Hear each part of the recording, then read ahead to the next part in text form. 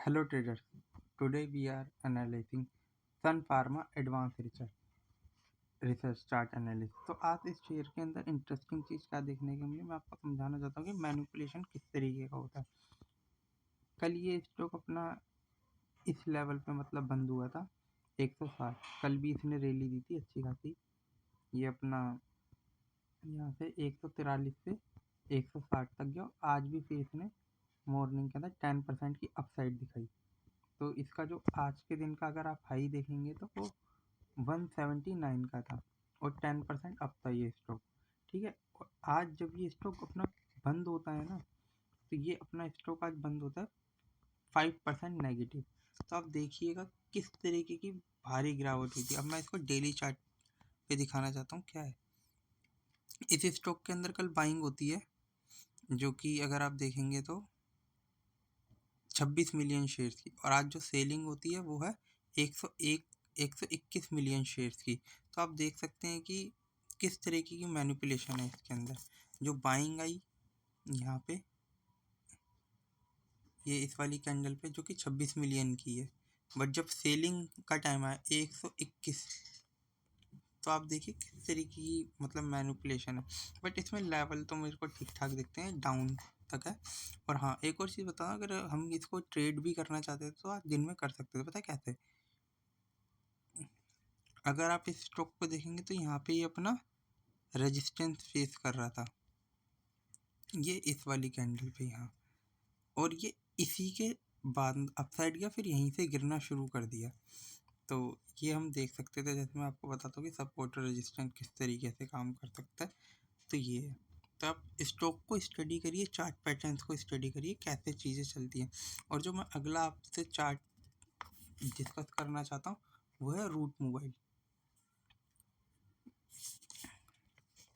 ये जब इस कंपनी का स्टॉक का आईपीओ आया था, तब ये अपना जो लिस्टिंग इसका जो हाई था वो आप देखेंगे तो 1800 के लेवल पे था।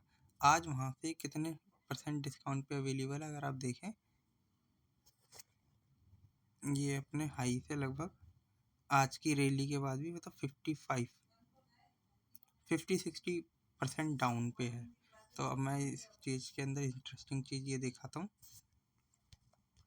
आज इस स्टॉक के अंदर काफ़ी अच्छी अपसाइड थी यहाँ पे, जो कि 15 मिलियन शेयर्स की बाइंग एंड सेलिंग थी। आज इसके अंदर 15 मिलियन शेयर्स की बाइंग एंड सेलिंग थी।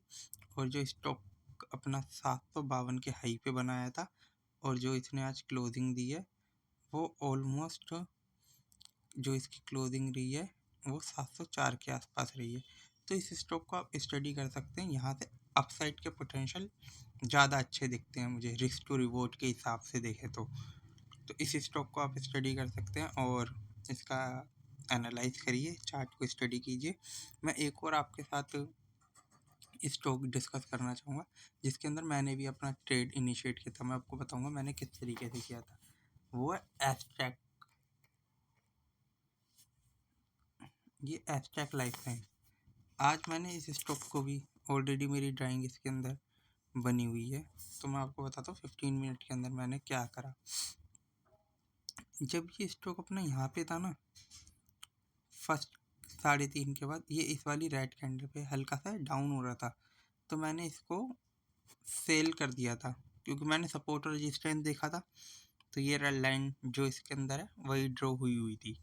तो मैंने इसके अंदर देखा कि इसका जो रेजिस्टेंस फेस कर रहा है वो 858 के आसपास बनेगा। तो 858 के आसपास मैंने इसको सेल कर दिया, ठीक है।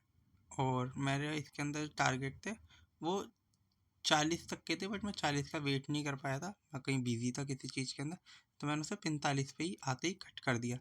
40 तो नहीं आया था, बट हाँ ऑलमोस्ट 40 के आसपास इसने टच करने की कोशिश करी थी।